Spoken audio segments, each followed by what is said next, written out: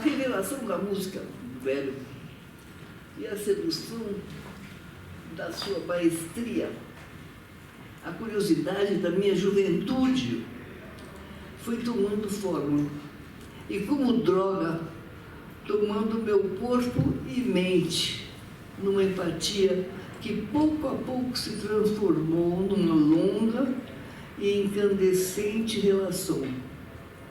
Suas qualidades humanas não se igualavam à sua genialidade de músico e artista. Mas, com minha pouca idade e pouca experiência, isso não era visível aos meus olhos. Eu estava completamente fascinada pelo carisma de um Luciano Berio que me desvendava um novo horizonte sonoro. Ele me passava um discurso esquerdista, convincente, e sabia exercer um poder de sedução. Era um homem atraente, mas nenhum Adonis. Estatura mediana, sempre de óculos, fumando incessantemente, fazendo o gênero desligado com sua própria pessoa e não resistindo a uma mulher bonita como objeto sexual. Era um típico italiano, de comportamento, gostos e hábitos machistas. Mas que importava? Eu absorvia suas palavras e expandia minha percepção através de seus ouvidos e olhos, na mescla de uma incontrolável atração que quase me levava à perda dos sentidos. O momento mágico da descoberta. Eu tinha apenas 20 anos. Era ainda familiarizada com a música do século XX, começo da primeira metade. E a criação vanguardista era muito limitada. Foi nesse período, de 1960 e 70, que mantive um contato mais próximo com o Luciano Berio. Portanto, minha memória dele é de um homem ainda jovem, com uma carreira em ascensão, e não cheguei a conhecer um Luciano Berio velho, pois nosso relacionamento se interrompeu. E só guardo sua lembrança daquela época como um retrato inacabado. Curiosamente, lembro-me bem do impacto que me causou sua obra Circles, mas não sou capaz de reconstruir o momento que o encontrei pela primeira vez. Teria sido amor à primeira escuta, em lugar de primeira vista? Naquele verão de 1960, em Tanglewood, passei a conhecê-lo, ouvir sua música entre longas pausas de esclarecedoras conversas, concertos e reuniões na mansão da Olga Kusevitsky, que era viúva do Serge Kusevitsky. Barbecues à beira do lago gelado, onde nadávamos, noites amenas nas montanhas do Berkshire, deitados na grama assistindo a concertos da Boston Symphony.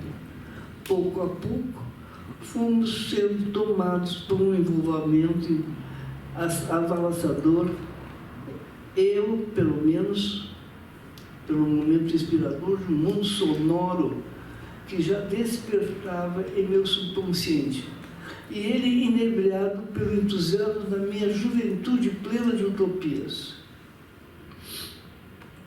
Quando cheguei em Tanglewood, eu estava escrevendo o roteiro e concepção de um drama eletrônico chamado Apague Meu Spotlight. Eu propus ao Berio uma parceria e ele aceitou com entusiasmo. Eu continuaria responsável pela concepção, o roteiro, o texto, e com ele desenvolveríamos a parte eletroacústica no Estúdio de Fonologia de Milão, e na Rádio MEC, no Rio. Eu acredito que o início desse envolvimento foi impulsionado pelo momento singular de minha escuta da obra Circle. Alguém ouviu essa obra? Do Berio? Você ouviu? Para mim é muito marcante, porque é um novo mundo que despontava, que eu desconhecia. A sua primeira audição mundial em Tanglewood, em 1960, foi extremamente marcante, não só pela força da obra, como pelo fato de que essa foi a sua primeira importante estreia nos Estados Unidos e também por Luciano Berio tê-la confiado à sua mulher, a extraordinária mezzo-soprano Katy Berberi. Vocês conhecem a Katy Berberi? É importante, realmente é importante, porque foi o começo de uma nova vocalidade. Ela acordou a todos, inclusive a ele. Sua pesquisa em direção a uma nova expressão vocal em homenagem a Joyce, que foi em 1958, se deu unicamente a partir da leitura de Katy Berberi no capítulo 11, Firenes, Ulisses, de Joyce, que posteriormente passou por uma decomposição sônica do texto processado por meios eletrônicos. É de se notar também que foi Katy que introduziu a seu marido os textos de Cunningham, James Joyce e outros escritores da língua inglesa, que ela já era muito familiarizada. No caso, ela era mais velha do que ele. Ela tinha já uma estrada, mas era desconhecida. No caso de homenagem a Joyce, ele próprio me dizia que usou a voz de Katy Berberi como material sonoro. Porém, ao meu ver, não significa que a participação dela tenha sido somente essa. Sua atuação, muito pelo contrário, foi de co-criar este material sonoro através de sua improvisação, de suas qualidades vocais diferenciadas, únicas e pioneiras.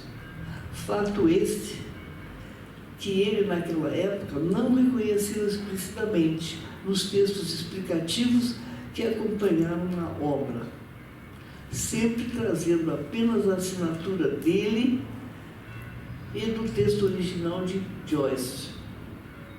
Mais tarde, em uma de suas entrevistas, ele afirma que o instrumento, entre aspas, Katy Berberi, podia ser considerado para ele como um segundo estúdio de fonologia.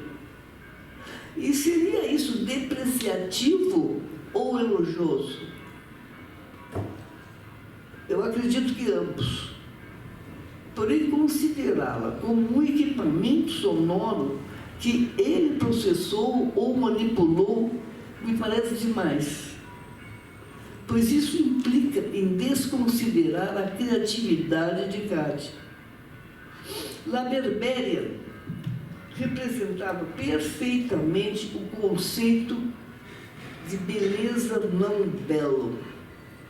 No palco, o carisma dela, de sua presença, sofria uma verdadeira metamorfose que tornava ela bela e única. Ela não era assim fora do palco.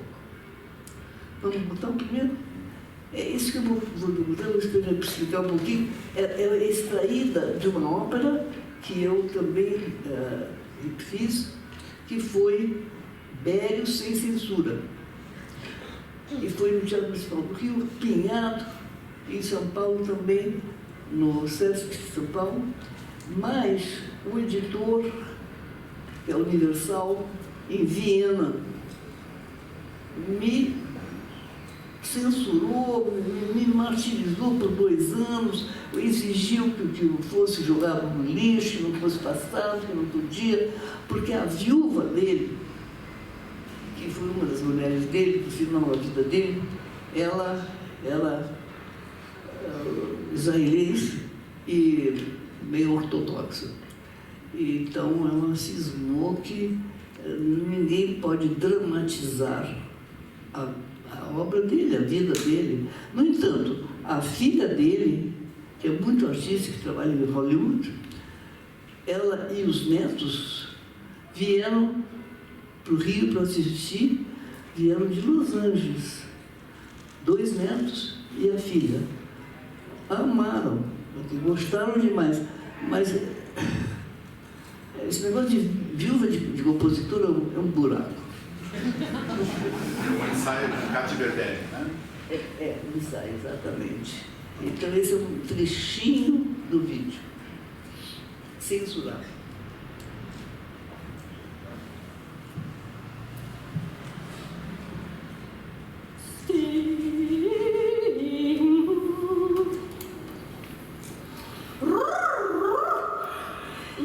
Lembro-me bem do verão de 1960 em Tanglewood, o impacto que me causou ouvir a primeira audição mundial de sua genial obra Circles, executada por sua mulher, a excepcional cantora Katy Berberi.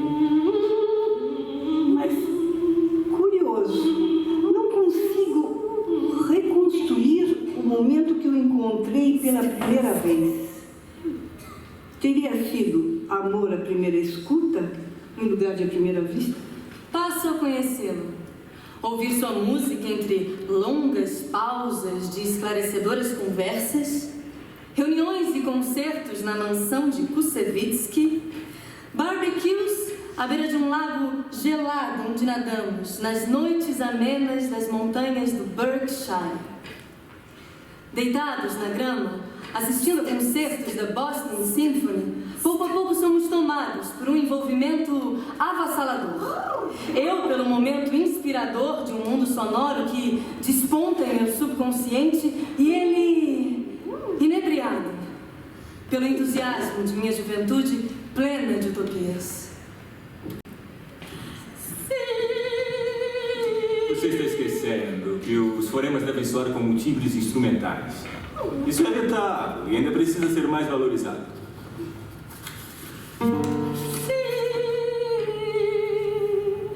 Espere a podiatura para pronunciar si. Vamos, tente de novo. Outra volta. Essa peça vai acabar me levando a um ataque de nervos, Thiago. Por quê? É a primeira audição mundial de Circles, um evento extremamente importante, não só pela força da obra, mas por ser a sua grande estreia nos Estados Unidos. Você não me confiou a execução dessa obra? É claro. Então, deixe comigo e pare de fazer mudanças na partitura o tempo todo.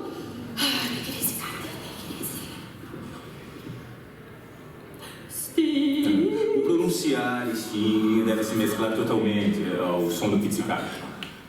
Tente de novo. Mas não.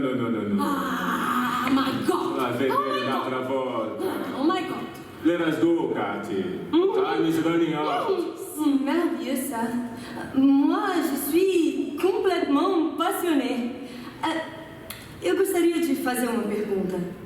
Antes dessa obra, a sua pesquisa em direção a uma nova expressão vocal, como em homenagem a Joyce, se deu unicamente a partir da leitura de Ulisses por Katy Berberi?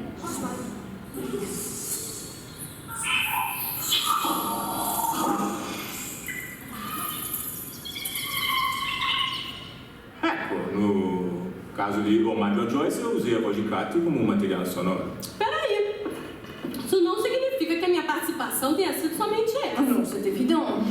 A minha atuação, muito pelo contrário, foi de co-criar essa obra através da minha livre improvisação e das minhas qualidades vocais diferenciadas. Você que demorou muito para reconhecer isso nos textos explicativos que acompanham a obra. O instrumento Katy Berberi, para mim, pode ser considerado como um segundo estúdio de fonologia. Eu não tenho dúvidas. Mas você acha isso elogioso ou depreciativo? I don't know. Mas que personalidade carismática é essa de sua mulher? Eu fico impressionada com a autoridade e independência de suas opiniões, mesmo sob o seu olhar tão crítico. Foi preciso John Cage fazer pra mim a Área 58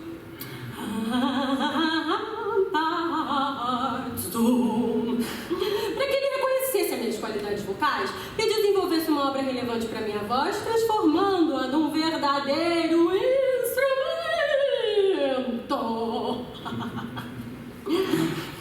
Kate é uma pessoa intensa, agitada.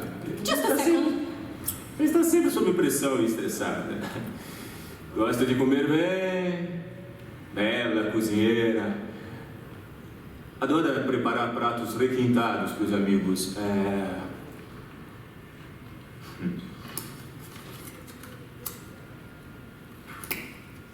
Assim que passar a estreia, você precisa experimentar o seu famoso espaguete à la carbonara.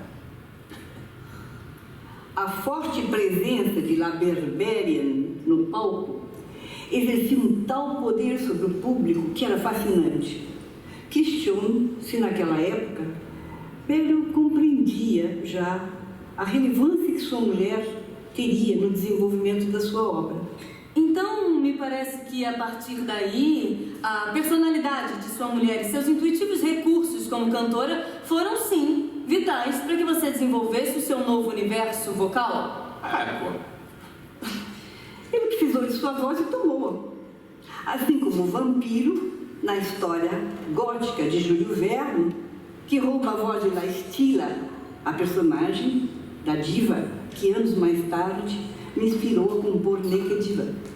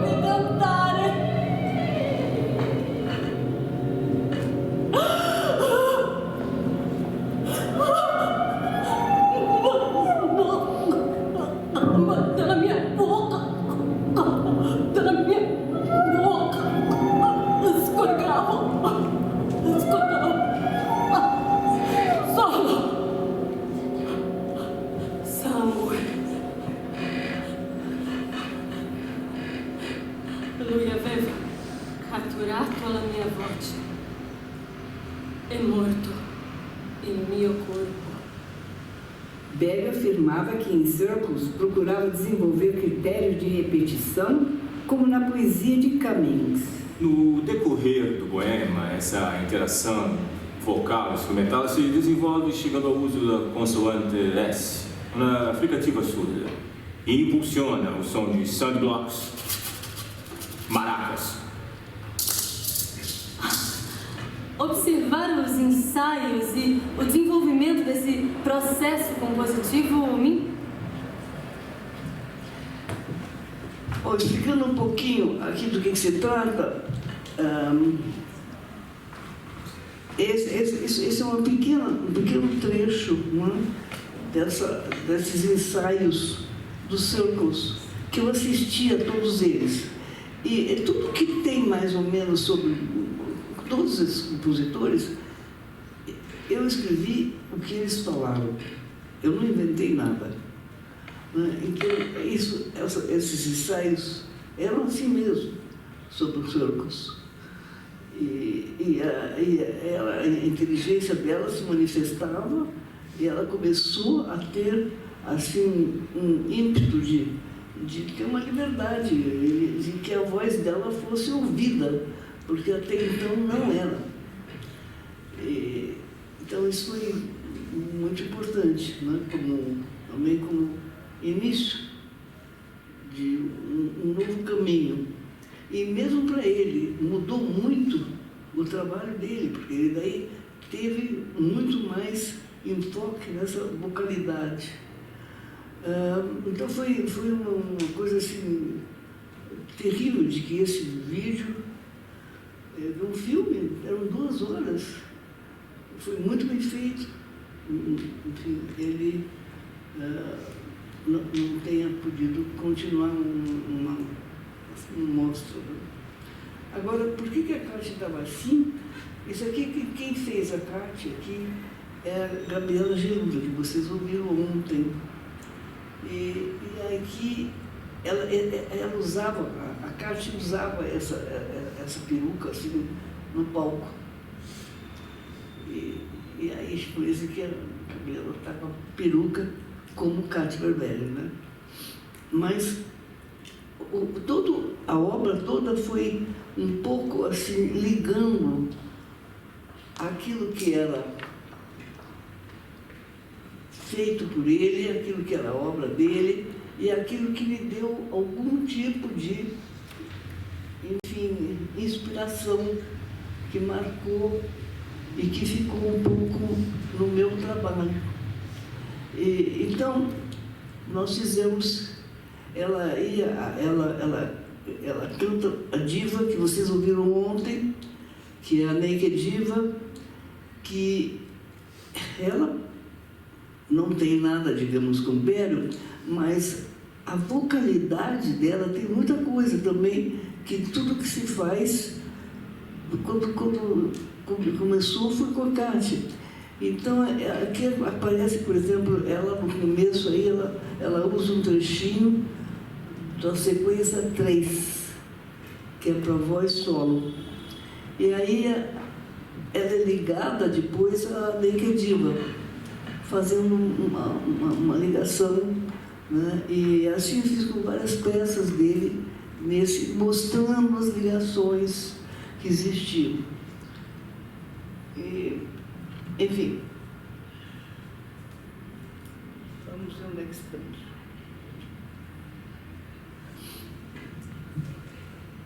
Eu questiono a vaidade do Berio de permitir, que não permitiu o fato da relevância da mulher dele no desenvolvimento da sua obra.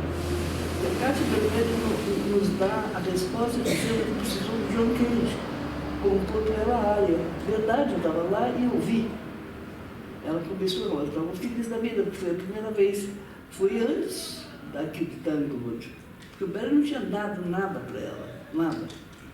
Foi o Cage, que era, como um homem, era uma pessoa assim, muito mais aberta. Ele era a maneira dele ser, dele viver, tudo isso, ele era aberto, ele era um homossexual que viveu muitos anos com o Mercy Cunningham, que era também uma flor de pessoa, e não tinha nada desse machismo.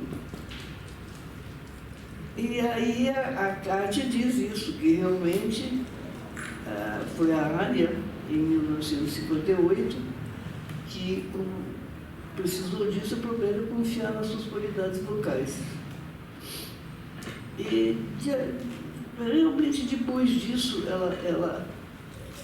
eu tenho essa consciência de que ele deixou ela cantar, mas os intuitivos recursos que a cantora tem foram vitais para o compositor, desenvolvendo um novo universo vocal. Ele precisou da voz dela e tomou. Isso eu faço uma analogia aí, que a Naked Diva, que é a história da Naked Diva, ela é inspirada no Cárpado, que é o Cárpado, que é o Castelo do Cárpado, de Júlio Verne, que é uma história gótica, né? E que um vampiro rouba a voz dessa cantora, que se chamava assim, Stila, para ele. E mais tarde ela me inspirou, em 1998, no Naked Diva. Foi seguimento das Malibras. Mas, tem um detalhe. Em Naked Diva, a parte eletroacústica é criada a partir, do processamento, né, eletrônico, de vozes de divas já mortas, em pequenas citações de óperas tradicionais. E nesse caso não existe a dicotomia autor versus autoria vocal. E mesmo assim as notas de programa da peça exemplificam as vozes e os compositores. Essas divas não improvisaram para mim, portanto elas não escreveram, não coescreveram a sua parte. É diferente. Se alguém está improvisando, que eu fui da rádio por fonologia de Milão, assistia perfeitamente todo o trabalho dele com ela no Visage, ela improvisava livremente, ele gravava e depois ele trabalhava isso tudo.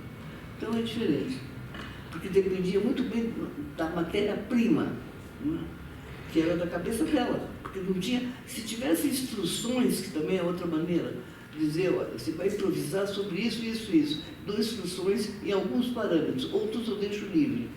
E daí eu gravo, e depois processo manipulo, isso é diferente, e eu tenho feito bastante. Agora, se é totalmente livre, tem que ter um crédito, puxa, não é? Bom, então, ao mesmo tempo, esta obra, alguns caracteres periódicos particulares tendem a reverberar por toda a peça, e isso também acontece mais tarde em outras obras do Berio, como a sequência 4, que foi escrita para mim. Quase sempre ele mencionava esse campo de possibilidades que os poemas sônicos de Cummings podiam oferecer para o realce de seu material composicional. Ele dizia que uma estrutura de ações determina os aspectos teatrais da performance e que podem ser ouvidos e vistos. O princípio da descontinuidade é aplicado tanto à prosódia como à escritura vocal.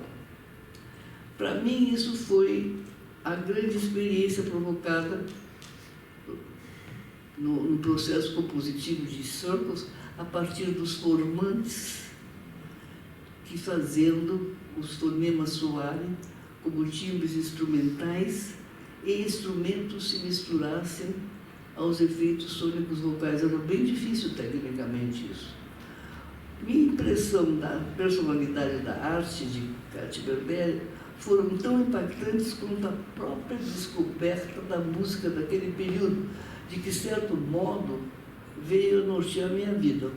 Circles e o texto da primeira poesia de Cummings, na seção A, continua a evocar e a ecoar nos meus ouvidos como um sopro, enquanto o verão de Tanglewood se desvanece, e com ele, esse primeiro encontro com Luciano Berio já me fazia sentir o tortuoso caminho que despontava diante de nós.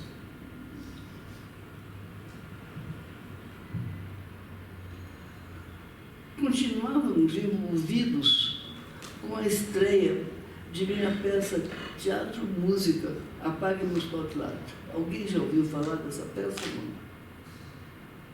Sim.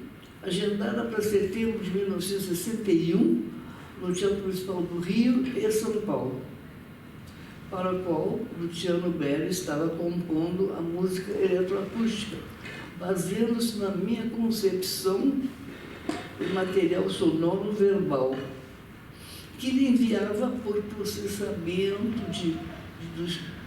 para ser feito no Estúdio de Fonologia de Milão.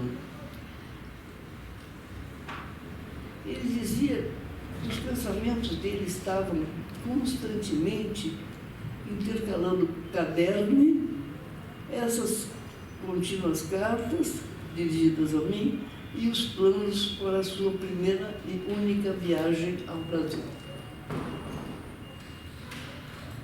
Apague no Spotlight é uma peça escrita para 13 atores e bailarinos, e somente podendo ser encenada num palco de grandes dimensões e com o rudimento de um teatro de ópera. Assim foi programada, apresentada e seu texto impresso por uma ONU com um subtítulo de drama eletrônico.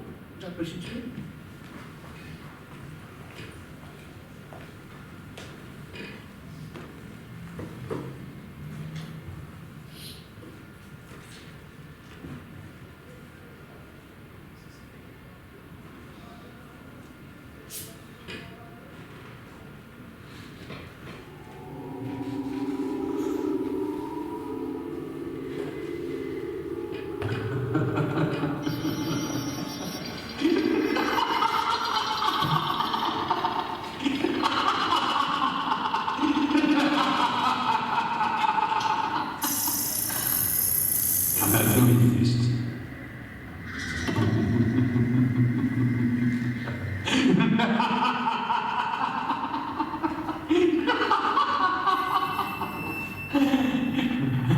Desta vez você não pode se livrar de mim.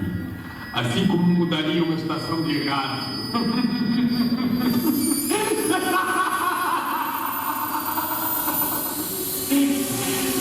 Aqui tudo é possível. E sem nenhum aparelho eletrônico.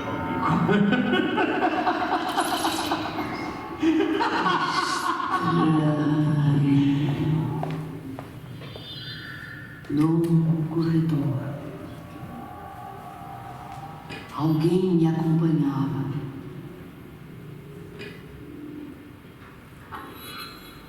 Estranho. Nós andávamos na morte e os mortos eram aparentemente vivos. Como vai? Como vai? Como vai? Como vai? Recebíamos tão sorridentes.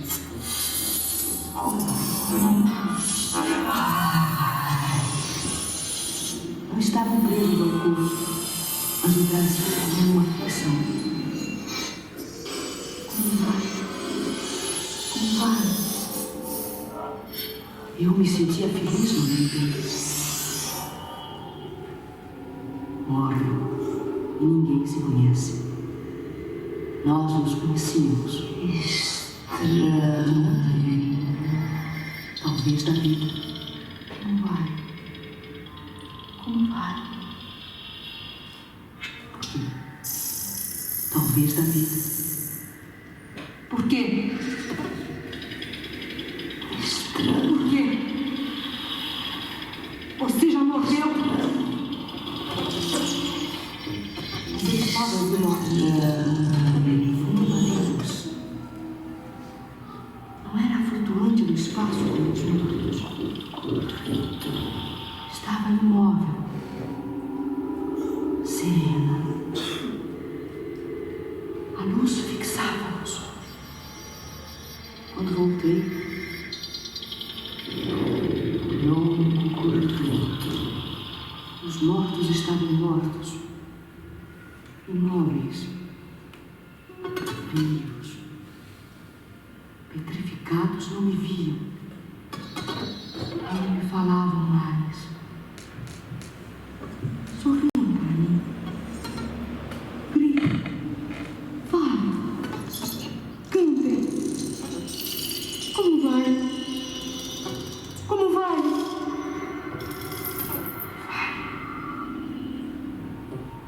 Não me deixem só. Estas borboletas estranhas, com pernas. E as flores? Por que tinham asas? Por quê? Flutuavam no ar de tão leves. Como vai?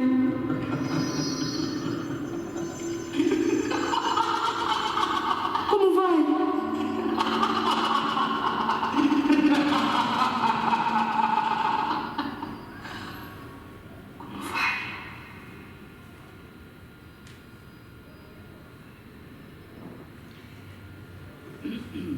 Agora, é importante explicar algumas coisas sobre esse vídeo. Em primeiro lugar, a música que está aí, com as vozes, isso tudo é original. Quer dizer, eu fui encontrado depois de muito tempo, porque essas fitas foram perdidas e muitas delas foram jogadas fora pelos militares. A Rádio MEC foi absolutamente liquidada, né, com os militares. E o que sobrou e tudo isso, coisas que eu não tinha algumas coisas de referência. O que eu fiz foi para a ópera que eu fiz, que é essa ópera Bério Sem Censura. Eu resolvi fazer um trecho. Esse trecho é um trecho do balé dos que não era assim. Ele era diferente, mas nós resolvemos fazer, enfim, resolvi dentro do cenário que eu tinha para o Bério Sem Censura, né? E aí quem fez aqui a parte, digamos, de atuação foi a Gabriela Geludo. Agora, a voz que está gravada, que está elaborada, etc., é original da Fernanda Montenegro e as gargalhadas do Sérgio Brito. E essa Fernanda estava presente nessa ópera, quando ela foi feita, agora no Teatro Principal, agora não, já fazia 10 anos. E aí ela participou de um momento, ela vem e fala de um momento e conta que nós tivemos, porque foi uma grande coincidência. Acho que é mais fácil que seguir isso aí, dizer que foi uma coincidência que ele marcou a chegada dele numa época, estava tudo mais ou menos marcado, mas que nós estávamos ensaiando do ginástico português. E foi ali que o Jânio Quadros deixou o governo. E aí nós não sabíamos em que tipo de mergulho no escuro, né, que o país estava dando, que ia acontecer. Que hoje se sabe de tudo que foi desencadeado e por que e como, mas na época nós não sabíamos. Então foi uma coisa muito marcante na vida da Fernanda também. Ela fala muito, ela falou ali, ela disse para o público de uma maneira muito emocionante como é que foi, o que ela viu, o que ela participou de uma obra que foi criada aqui, e que em 60, naturalmente, né, foi daí, não, ela foi estreada em setembro de 1961, mas nós trabalhamos um ano nela. E ela representou a primeira vez que fez música eletrônica no Brasil. Agora, como é que se processou essa questão da música eletrônica? Primeiro, no Brasil não existia nada, não tinha meios de maneira nenhuma. E nesse caso, quer dizer, nós tínhamos que não existia. A música eletrônica naquela época, ela não era democratizada como é hoje. Porque hoje, pelo advento, digamos, da digital, todo mundo pode ter um laptopzinho ali, ter tudo que precisa, não? Com os, enfim, baixando, etc., comprando, mas também pode ser pirata, etc., mas naquela época não. Existiam poucos estúdios, existia o de Milão, existia na Alemanha, existia um nos Estados Unidos que não era nem bem um estúdio, e acabou. Então vocês podem imaginar para um jovem, né, iniciante, ir lá trabalhar num estúdio desse, conseguir hora, esse é o ponto. Uma fila de Stockhausen para cima. Você não conseguia, era impossível. Então, o Bério, que trabalhava, ele era funcionário da rádio lá de Milão, assim como aqui, muito músico é funcionário da Rádio MEC, né? Ele jogou lá como se fosse um trabalho de pesquisa dele para qualquer coisa na rádio. E foi assim que a gente pôde fazer. Daí, como é que foi essa peça? Eu cheguei lá, em Tanglewood, com um roteiro, chama de libreto, o que quiser. Mas é isso, era uma peça de teatro-música, querendo que fosse um drama eletrônico, com vozes que fossem processadas e que existisse um diálogo entre a voz, enfim, natural e a voz eletrônica. Era um sonho, porque aqui não ia ser possível nunca. Demoraram anos para que aqui realmente existisse o primeiro estúdio. Era tudo mais ou menos, né? Quer dizer, usando gravadores, mudando velocidade, um osciloscópio, assim, às vezes pintava, era absolutamente amadorístico, não dava. E aí eu disse, bom, eu ofereço uma parceria, interessa? E ele se interessou. Você faz a parte eletroacústica, porém, eu já tinha o topete naquela idade de dizer isso, com o meu roteiro, com as vozes que eu gravar e com as minhas indicações, porque senão não dá. Senão eu estou jogando, estou dando maravilhoso, mas é um presentão que para mim é um presentão, talvez para você não vale nada, mas para mim vale. Para mim vale. Então, foi assim que foi aceito por ele e foi feito. E, no final, eu acho perfeitamente bem, porque, claro, só a gravação de todos eles e escolher e mandar, naquela época, com a questão da dificuldade de comunicação, ele ia pelo malote da embaixada italiana ou pelo Itamaraty. É assim que se mandava. Demorava para chegar lá, depois para voltar, ele processava, mandava, eu editava na Rádio MEC, como eu queria, usando a gilete, jogava fora o que eu não queria, e colava o que eu queria e mandava para lá de volta, dizendo, bom, é assim. Tá. E daí, terminado, sabe? Depois ele veio 20 dias antes da estreia. E nós, daí, trabalhamos juntos na Rádio MEC para dar um tratamento final, né? Aquilo que era possível na época, e estrear uma obra. Mas o grande problema foi a questão da difusão de uma obra dessas, né? Porque vocês sabem bem onde vocês estavam no concerto, vocês devem ter visto que aquele concerto que foi muito bem executado, perfeito, nunca teria acontecido se não fosse o Felipe. Porque é um músico que, aliás, na hora lá eu fiquei também tão, assim, emocionada que nem falei, erro meu. Mas, realmente, eu sempre digo que eu sempre fiz essa parte, sempre gostei muito de fazer. Mas agora eu não aguento mais ir correndo para lá e depois ir para o palco participar, ou fazer isso, aquilo. Não dava. Mas a pessoa que faz a difusão, ela cuida, evidentemente, da equalização, da espacialização, do detalhe, né, do tratamento.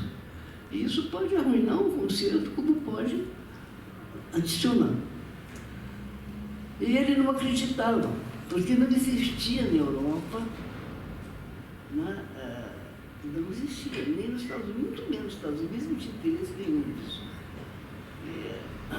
Fora o Quente, poucos, né, que foi. Mas ele me dá, não está muito perto. Então, nesse caso, era uma coisa importante que nós tivéssemos um equipamento condigno. Eu consegui, então, a Philips, que trouxe tudo que estava reservado e que foi usado na Expo de Bruxelas, que foi uma Expo eletrônica, assim, fantástica. Até hoje se fala nisso lá. Esse foi o equipamento que eles trouxeram para cá. Porque nós não tínhamos um mixer, de uma mesa. Não tinha aqui nada. Então, como é que você misturava sons? Existe o básico, isso é parte do básico. Tudo veio de lá, 12 caixas vieram de lá. Nós fizemos espacialização de 12 cartas. Eu digo nosso, mas não. Quem fez foi o Bério. Eu fiz por dizer aqui sim, aqui não, aqui gosta, aqui não, etc. Mas manipular, não. Foi ele e mais alguém daqui. E isso foi, assim, fantástico, né? Porque deu um resultado muito bom e tudo foi levado para São Paulo também, que foi primeiro no Rio, depois em São Paulo.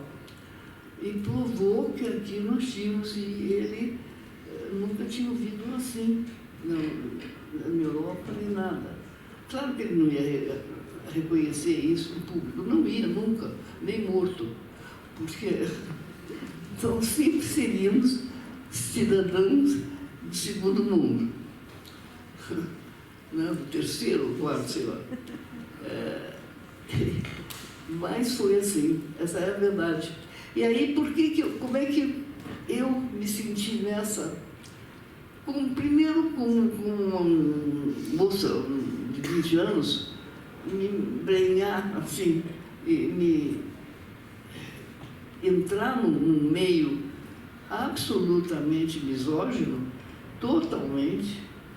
Eu não sabia o que me esperava, realmente. Eu nem aventava assim, a possibilidade do que era. Eu não queria saber, eu queria saber que a obra tinha que ser executada e acabou-se. Né? Mas eu passei muitos anos deixando passar coisas assim um pouco, mesmo assim, meio sutilmente, sem falar muito assim, de que não, foi assim, foi assado. Quer dizer, eu não queria falar música do Belo. Não foi. Foi junto. Essa é a verdade. Depois de velha, é que eu resolvi, não, por que eu estou escondendo isso? Já basta a Fanny Mendelssohn e a Clara Schumann, que passaram por isso e deram de presente para os maridos e irmãos. Não tem propósito. Né? Bom, então é isso. Quer dizer, essa coreografia aqui também, que vocês viram, não tem nada a ver com o que foi no Apague Meus Lights. O Apague Meus Lights foi uma cenografia sensacional. E ela está no meu livro, que saiu junto na estreia e foi publicado pelo Marcel Ono, que foi um excelente editor, não foi um editor, enfim, que foi peso, né? Ele era um escritor também, ele era um artista, e ali está detalhado como deveria ser a cenografia. Aí, por exemplo, nessa parte eram móveis, coisas diferentes, coisas, todo tipo de coisa, eram penduradas. E então tudo flutuava. E apareciam, ela estava ela entra na morte, né? E aí são grandes borboletas nos bailarinos, e eles são pendurados também. Então tudo é meio flutuando. Foi uma coisa assim, para aquela época também, absurda. Aí a reação desse espetáculo foi, digamos, controvertida. Tive péssimas críticas e tive algumas excelentes. E aí o Flávio de Carvalho, vocês todos devem conhecer, me disse assim: guarde as críticas ruins, estas é que valem, porque estas são aquelas que denotam o que é o mundo que nós vivemos medíocre hoje. Então, essas valem. Eu não digo bobagem, vai passar. E eu tenho elas todas, eu geralmente ponho e acho muito divertido. E essa é a história do Pânico do Atleta. Agora, bom, voltando aqui um pouco, tem uma coisa importante com o Bério também, que eu acho que não pode deixar de ser falada, que é sobre a peça para piano, que é a sequência número 4, que ele escreveu para mim. E essa peça é uma peça para piano solo, não sei se vocês sabem, mas ele escreveu várias sequências. E isso são peças, cada uma para um instrumento solo. E cada uma dessas peças, sem dúvida, representa, assim, um manual para aquele instrumento, porque é o que há de desenvolvido, de detalhista, de perfeição, são maravilhosas. E a peça para piano foi em 1966. E eu morava nos Estados Unidos, em St. Louis. E... serve para mim? Obrigada.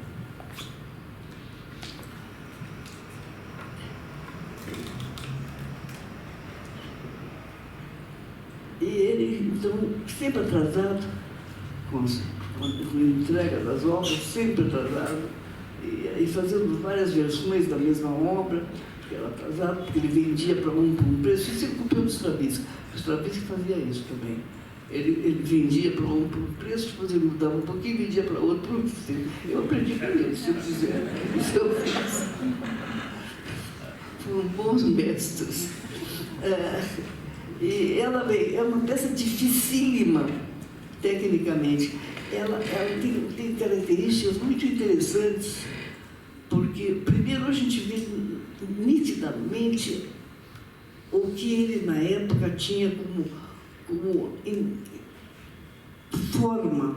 Ele usava muito uma forma circular. E assim como foi, enfim, nos Circles, aqui também, no sequência 4. Só que ele começou a escrever em 62. E eu acho que a inspiração dele foi num período que eu estudava no estúdio que ele tinha, pequenininho, enquanto ele compunha. Até parece a história do Vila Lobos, né? Que compunha com rádio ligado. Eu estudava muito na época, porque para recitais e coisas assim, era um prelúdio de Debussy, e principalmente o Feu d'Artifício, que já faz uso do terceiro pedal. Messiaen, que ninguém escreveu melhor para piano no século XX, porque a obra do Messiaen não é uma obra, são inúmeras, e eu gravei tudo. Então foram 7 anos que eu só estudei Messiaen, contra a vontade do Bério, claro, porque ele dizia que chega, basta, já tocou bastante, Messiaen tem outras coisas para tocar. Mas eu dizia, não, eu não acho que tem nada mais completo para o instrumento messiânico. Mas hoje não é dia do messiânico, nós não vamos falar nisso. E enquanto eu estudava isso, eu estudava um Scarlatti também, que eu punha, ele achava interessante, e ele falava que às vezes repetia alguma coisa, e eu tenho a impressão que foram, assim como estruturas que ele foi pensando, e obviamente que tomou um outro rumo, mas que foram, assim, digamos, materiais que influenciaram, né? Vamos passar a sequência, daí eu continuo um pouco explicando sobre a sequência, eu acho que é melhor.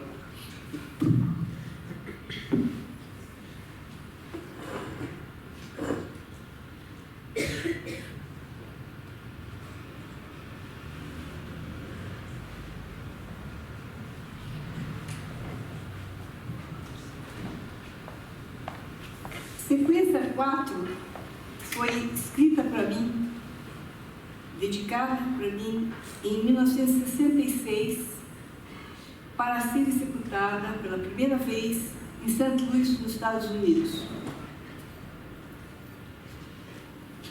Além do público que ouviu essa primeira execução, nunca mais ninguém ouviu esta versão. Em 5 dias, ele me mandava página por página. Na véspera do concerto, ele chegou com a última página.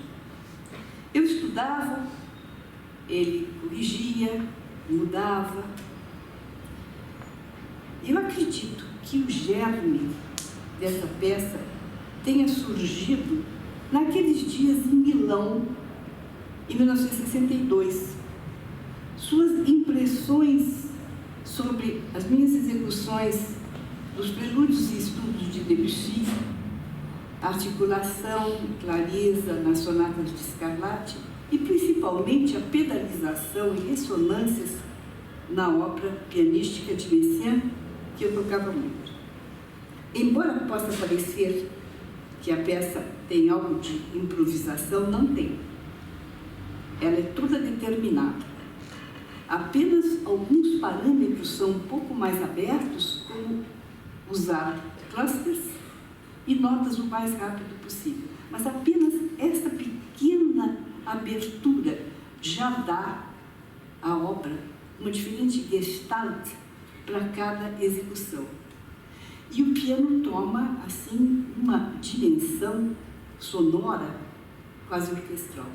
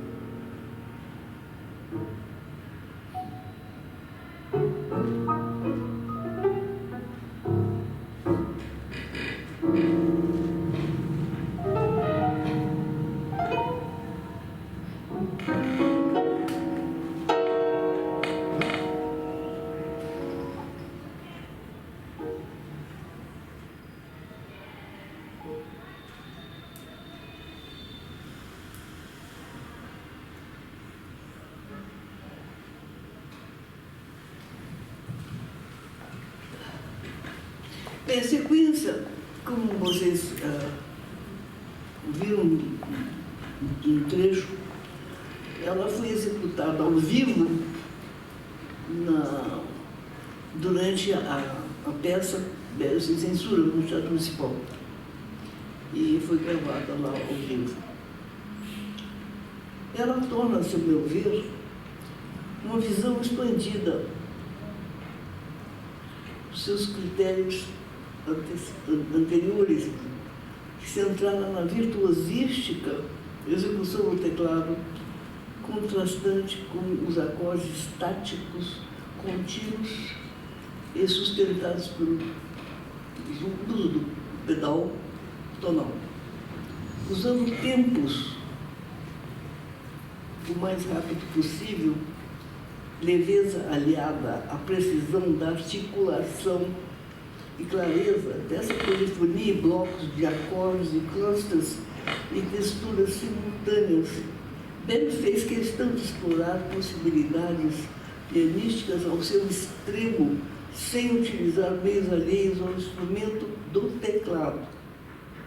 Sequências e densidades foram, sem dúvida, os dois relevantes critérios para o desenvolvimento composicional desta peça.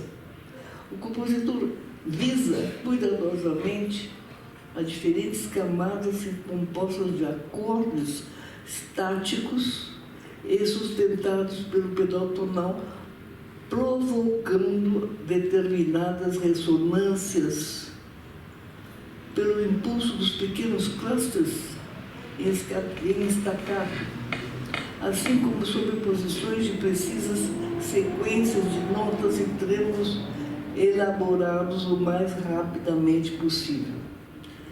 Isto é combinado à meticulosa utilização do pedal tonal e a um amplo espectro de dinâmica.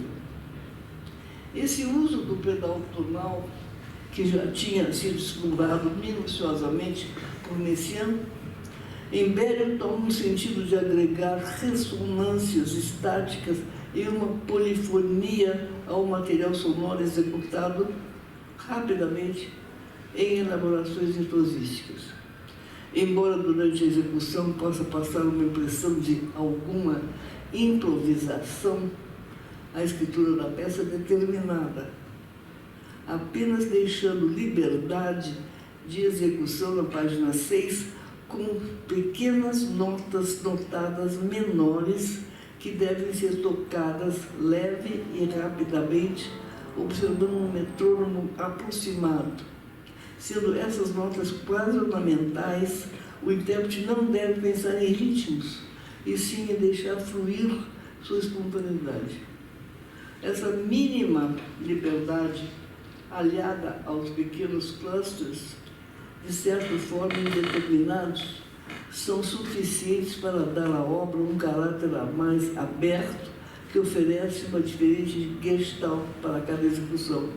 Todo o material sonoro deriva dos acordes no início da peça, que são depois desenvolvidos horizontalmente.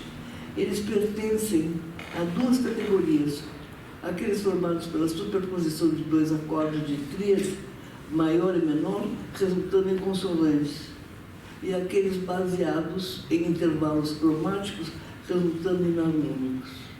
As revisões notadas na versão final, tanto no início como no fim da obra, tornam isso mais evidente.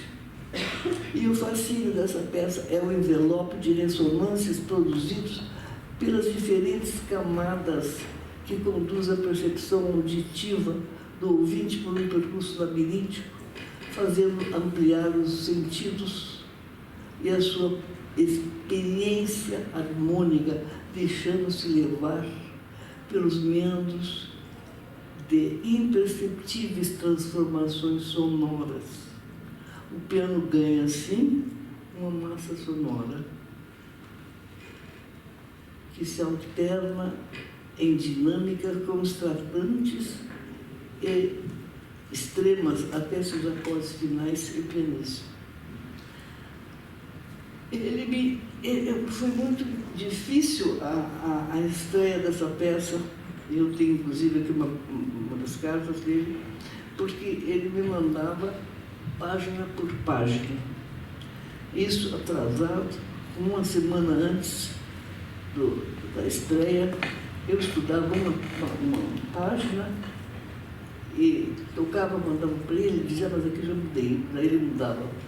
Daí ele mandava outra página. Daí mudava. E daí, na véspera da estreia, ele chegou com uma página. E, naturalmente, ninguém dormiu. Passei a noite inteira estudando, para poder tocar no dia seguinte, né? E isso demorou 6 dias, essa loucura. Quer dizer, para uma peça dessa é muito pouco. Mas, o que vocês ouviram, ninguém ouviu. Porque é a primeira versão do Sequência 4. Ele me mandou essa versão inacabada, mas muito melhor do que a versão final. Isso dito por várias pessoas, que ouviram, aquelas pessoas, músicos, etc., que tiveram essa oportunidade, e que o editor mesmo não conhece, porque elas nunca foram editadas nem tocadas. Eu, depois disso, eu tinha uma pequena turnê com essa peça e outras peças, em Los Angeles, São Francisco, lugares assim. E ele, então, me mandou mais uma página. Daí ele fez um pouco diferente, etc. Eu fiz a versão 2, na Califórnia. E depois, no final, ele acabou a versão 3. Essa é que é conhecida e que é editada e é, imagine, tocada. É uma coisa que não é muito tocada porque é muito difícil. E quem tem que se dispor a estudar, né? As pessoas, às vezes, não querem sair da sua rotina, do seu sucesso. Felipe, eu acho que nós nos alongamos um pouco, né? E, pelo Bério, eu acho que vamos dar uma parada aqui também, porque senão é muita informação e confunde. Eu agradeço a presença de vocês e fico à disposição se alguém tiver alguma coisa.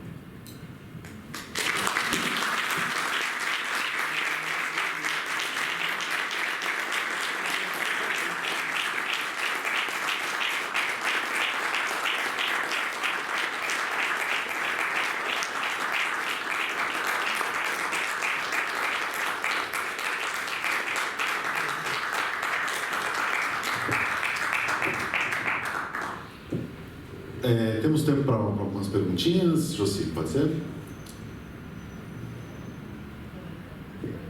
Gente, vamos combinar aí. Três perguntas, no máximo 3 perguntas. Alguém tem uma pergunta? Por favor, venha aqui na frente. Fale ao microfone que a gente está gravando.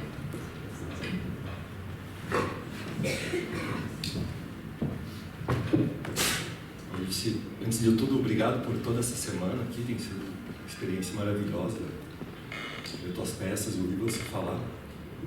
A minha pergunta é o seguinte: tendo convivido com todas essas grandes personalidades do século XX, tua própria produção também, uma pergunta bem pessoal minha, né? Queria saber de você como que você vê o silêncio, tanto composicionalmente quanto... Como é que eu vejo o silêncio? Olha, não esqueça que eu fui um pouco discípula de Cage. Então, eu só podia responder alguma coisa muito influenciada por ele. Né? O silêncio, ele nunca me disse assim, mas eu acho que para nós é o que nós temos de mais valioso no nosso mundo de hoje. Isso eu estou falando contra vocês e contra mim, mas é o que nós precisamos, porque é através do silêncio que nós podemos criar o som, né?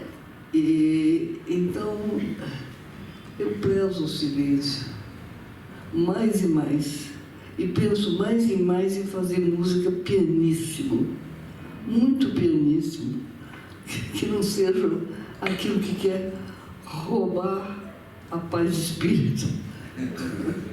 Mas não adianta, porque a gente não tem essa paz de espírito, então sempre sai alguma coisa de arrundo. Rompe o silêncio.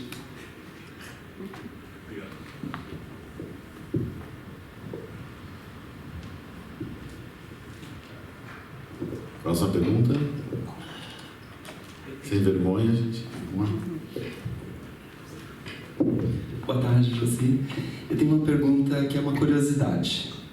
Além desses compositores com quem você conviveu, tinha alguma outra compositora também nesse grupo com quem você tinha contato e também convivia?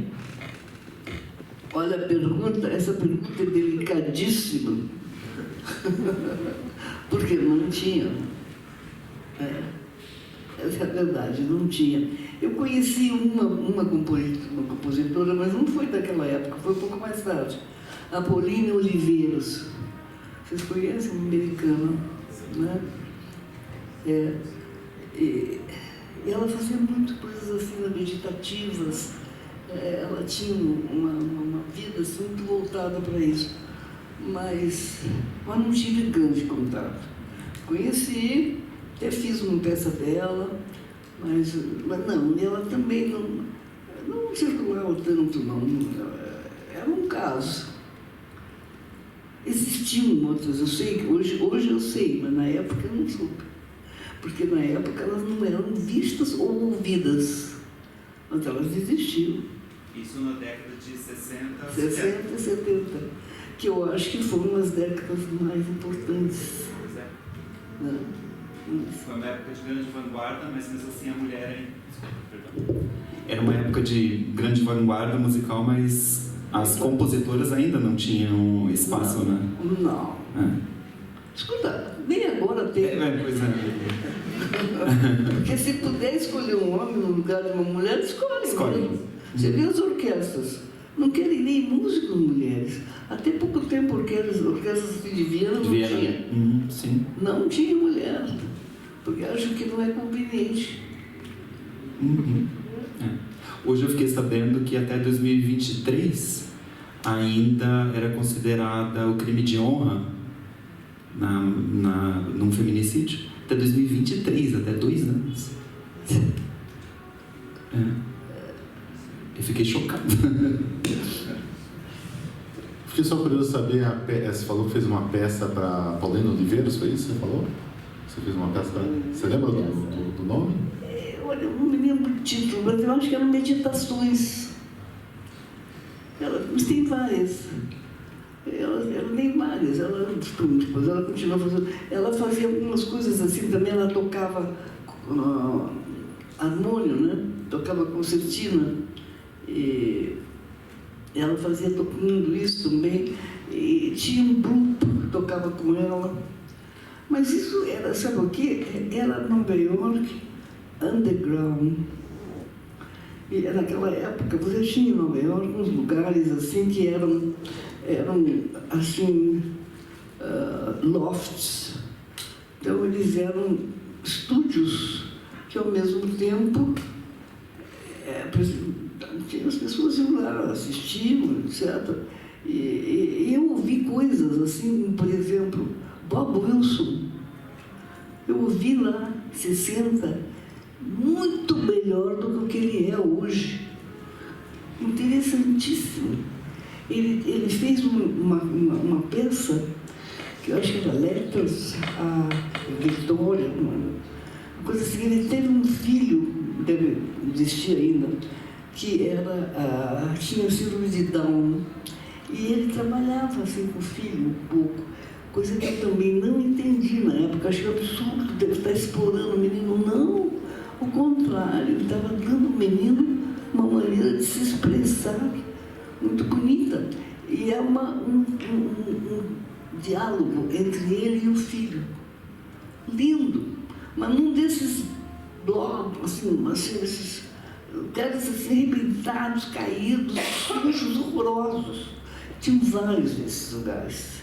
E aí eu me lembro que a gente fazia as coisas, naquela época eu fazia também lá, porque se eu não fizesse, estava de fora, né? E aí eu me lembro que os músicos que tocavam comigo eram o Joseph Cherry, que também era um músico americano impressionante, fantástico. E eu disse assim, eu não sei de fazer aqui para meia dúzia de pessoas, não tem público nos lugares. Ele falou, meia dúzia de pessoas aí no público. Entre eles pode ser o crítico do New York Times. E acontecia. Acontecia, raramente, mas acontecia. E era um outro mundo, né? E a Paulínia, eu vi coisas dela lá. Não é lá, é em vários lugares. Então, última pergunta. Márcio. Obrigado, José, pela semana maravilhosa, enfim, inesquecível. É um pouco na linha da pergunta do Jefferson. A senhora, claro, vem digamos, de uma perspectiva oprimida como mulher, mas também como brasileira na Europa, nos Estados Unidos, o How Funny a Brazilian, né? E uma terceira de fazer música nova em contextos muito conservadores, né? Tendo nascido em Curitiba, ou acho que mesmo no Rio, assim. E um pouco ouvindo a senhora falar, assim, uma avalanche de relevância de história da música. E eu imagino que, assim, como é que a senhora lida, na sua perspectiva agora, quase 90 anos, com esse desequilíbrio de reconhecimento? Né? Assim, tendo feito tanta coisa, sendo tão importante, tendo não só trabalhado com gente tão importante, mas com gente tão importante trabalhando contigo, escrevendo para ti, fazendo as estreias, e por outro lado, falando para os meus alunos, vai ter a Jocide Oliveira, eles quem? Ninguém sabe quem que é, ninguém sabe quem é o Cage mais, ninguém sabe mais quem é o Stravinsky. Né? Mas, por outro lado, a casa cheia ontem, e todo mundo emocionado, um momento muito lindo. E eu queria saber como é que a gente tem esperança desse ponto de vista, sabe, de luta no mundo que não dá relevância. Como é que a senhora vê isso hoje, chegando aos 90 anos? Bom, primeiro, não é assim em todo lugar do mundo, né? Olha que tá. Não é.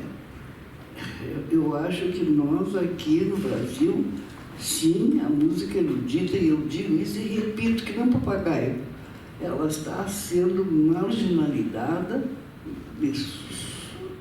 submergindo, porque não tem espaço, não tem apoio, nem do ponto de vista de governo, nem de nada.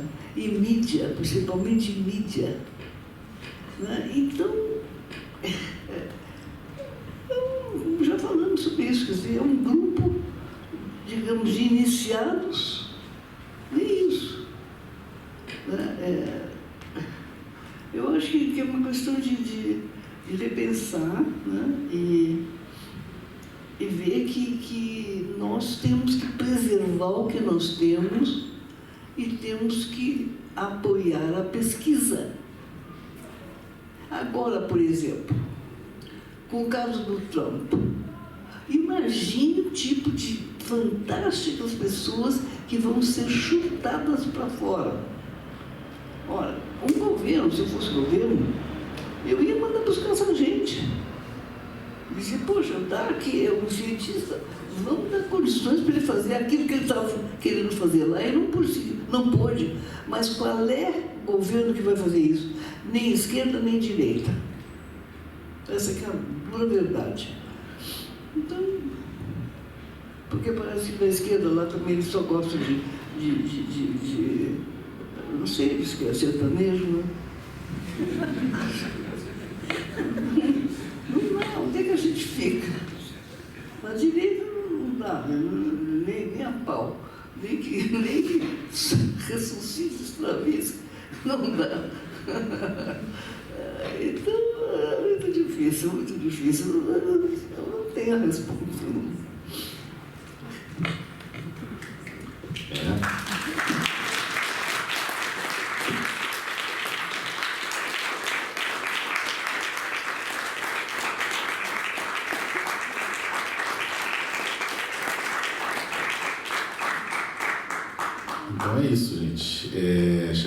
fim da nossa palestra com a Jocy. Jocy, muito obrigado de vir aqui a Belas Artes, a Unespar e conferir essa palestra. Ficamos muito emocionados, muito felizes. E obrigado ao pessoal comparecer, gente. Valeu. Não, eu que agradeço, foi um prazer, foi realmente um prazer estar com vocês. Obrigado. Obrigado.